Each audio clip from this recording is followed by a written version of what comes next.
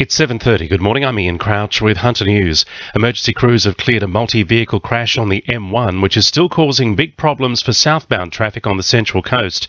Two southbound lanes were closed near the Mooney Bridge. Dave Wright from the Transport Management Centre says traffic is banked up for 9 kilometres. Anywhere between 5 to 7 cars. Now, this is causing some pretty significant delays for motorists that are coming from the Central Coast or Newcastle coming into Sydney via the M1 Pacific motorway. Returning Newcastle MP Tim Crackenthorpe is promising to put the city first following his resounding victory in Saturday's state polls with almost 42% of the primary vote. He's vowing to fight for a better deal, including retaining heavy rail, public ownership of electricity assets, as well as $14 million towards the redevelopment of Newcastle Art Gallery.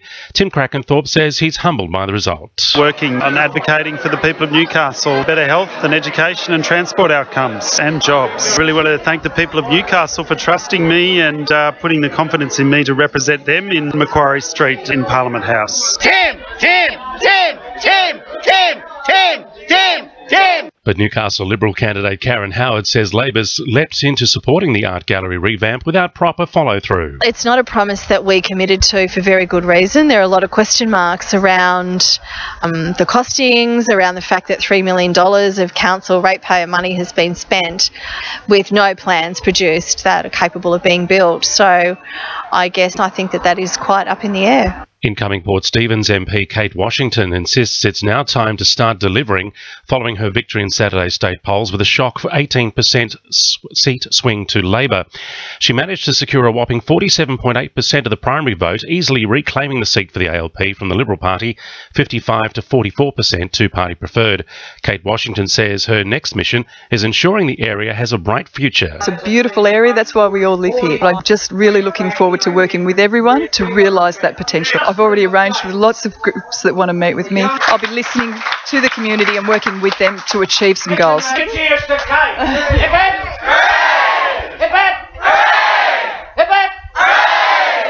In other news, a passenger has intervened after a man allegedly indecently assaulted a boy on a Newcastle-bound train. Sonia Roberts from Police Headquarters says officers from the Transport Command were notified and caught up with a man at Woy Woy. On Saturday afternoon, police are alleging a 48-year-old man sat next to the boy and two friends on a Newcastle-bound train.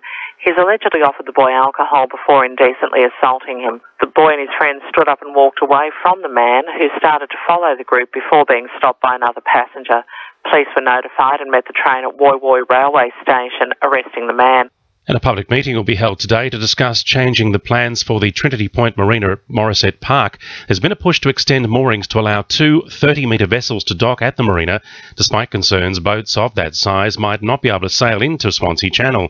There's also talk of building the $388 million project in 6 stages rather than 2. Now with sport, Annabelle Regan.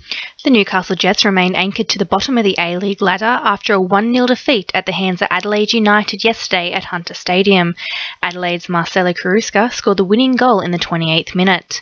The Newcastle Knights are still celebrating after their 26 points to 14 triumph over Penrith. Coach Rick Stone says the first 20 minutes was vital for their win. It was a good start. That first 20 minutes really set up our game.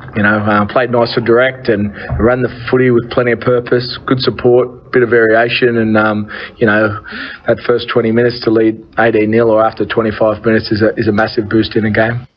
And the Newcastle Hunters scored a 74-66 win over the Manly Warringah Sea Eagles in the Waratah Basketball League Women's Championship game. That's sport. I'm Annabelle Regan. 2 NURFM News Time, 26 to 8.